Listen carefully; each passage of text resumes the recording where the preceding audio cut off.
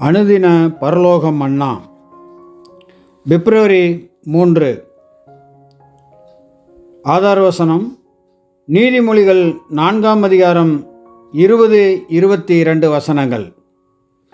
என் மகனே, என் வார்த்தைகளை கவனி, என் வசனங்களுக்கு உன் செவியை சாய். அவைகளை கண்டுபிடிக்கிறவர்களுக்கு அவைகள் ஜீவனும் அவர்கள் உடலுக்கெல்லாம் ஆரோக்கியமுமாம்.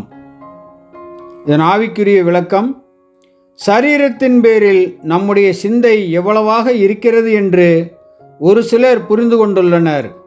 இப்படியாக தேவன் நாம் சுத்த இருதயமுள்ளவர்களாகவும் பெருந்தன்மையும் பரிசுத்த சிந்தை உடையவர்களாகவும் மன ரீதியாகவும் சரீர பிரகாரமாகவும் நம்மை சிருஷ்டித்துள்ளார்.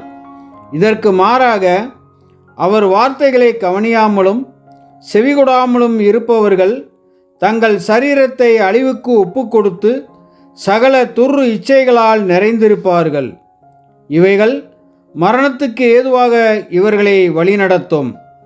தேவனுடைய வார்த்தையோ ஞானத்தை போதித்து அறிவை உணர்த்தும். அவருடைய வார்த்தைகளுக்கு செவிகொடுப்போருக்கு தம்முடைய வசனத்தை அனுப்பி அவர்களை குணமாக்கி அவர்களை அழிவுக்கு தப்புவிக்கிறார். ஆமென்.